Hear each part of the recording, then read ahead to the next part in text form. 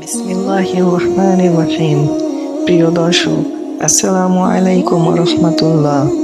আজ আমরা শুনব ইসলামের ইতিহাস এক অনন্য অধ্যায়, জাতুরেখা ছিন্ন বস্ত্রের যুদ্ধ, যেখানে রাসূল সাল্লাল্লাহু আলাইহি সাল্লাম দেখিয়েছেন সাহস, ধৈর্য আর দয়ার এক শ্রেষ্ঠ উদাহরণ। খায়বার যুদ্ধের পর এই যুদ্ধ সংগঠিত হয়েছিল।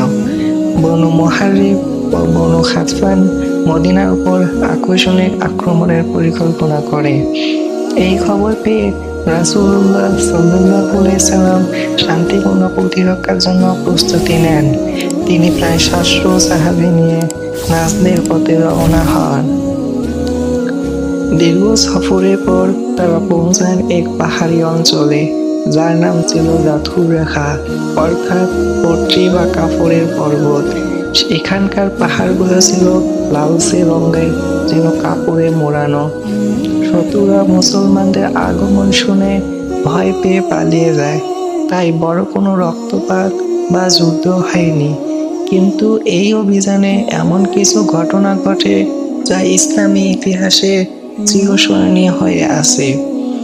এই যুদ্ধে প্রথমবার রাসূলুল্লাহ সাল্লাল্লাহু আলাইহি সাল্লাম সাহাবীদের সঙ্গে সালাতুল খাউফ আদায় করেন। সালাতুল খাউফ অর্থ হচ্ছে ভয়ের নামাজ, অর্থাৎ যুদ্ধক্ষেত্রে নিরাপত্তার জন্য পালাক্রমে নামাজ। একদল সাহাবী নামাজ আদায় করেন, অন্য দল পাহারা দেয়। তারপর তারা স্থানান্তর পরিবর্তন করেন। বিশিষ্ট সাহাবী হযরত জাবের রাদিয়াল্লাহু তাআলা আনহু বলেন, আমরা তখন গভীর ঘুমে আচ্ছন্ন ছিলাম। এমন সময় এক মুশরিক এসে রাসূলুল্লাহ সাল্লাল্লাহু আলাইহি সাল্লামের তরবারিখানা হাতে বলল, তুমি আমাকে ভয় করছো? রাসূল সাল্লাল্লাহু আলাইহি সাল্লাম বললেন, না। সে বলল, তোমাকে আমার হাত থেকে কে রক্ষা করবে?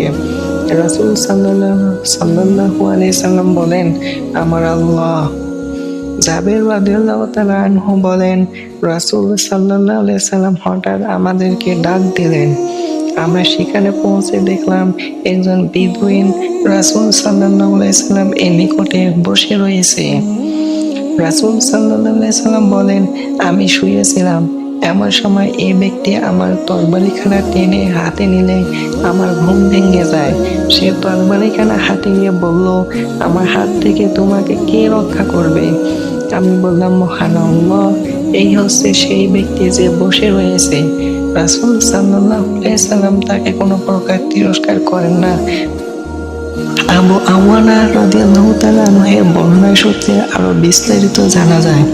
রাসূল সাল্লাল্লাহু আলাইহি সাল্লাম যখন তার জবাবে বললেন আল্লাহ, তখন তরবারি তার হাত থেকে পড়ে গেল। অতঃপর রাসূল সাল্লাল্লাহু আলাইহি সাল্লাম তরবারিখানা নিজ হাতে উঠিয়ে নিয়ে বলেন, এখন তোমাকে আমার হাত থেকে কে রক্ষা করবে? সে বলল, আপনি ভালো পাকড়াওকারী, অর্থাৎ দয়া করো। রাসূল সাল্লাল্লাহু আলাইহি সাল্লাম বলেন, তুমি কি সাক্ষ্য দিচ্ছ যে আল্লাহ ছাড়া কোনো উপাস্য নেই এবং আমি আল্লাহর প্রেরিত রাসূল? এরপর সে বলল, আমি অঙ্গীকার করছি যে আপনার সাথে যুদ্ধ করব না এবং যারা আপনার সাথে যুদ্ধে লিপ্ত হবে তাদের সাথেও থাকব না। শেষ পর্যন্ত মুসলমানরা নিরাপদে মদিনায় ফিরে আসেন। কোনো বড় যুদ্ধ না হলেও এই অভিযানে ইসলামী রাষ্ট্রের নিরাপত্তা আরো মজবুত হয়। নাজদের গোত্রগুলো মুসলমানদের শক্তি ও শৃঙ্খলা স্বীকার করে নেয়।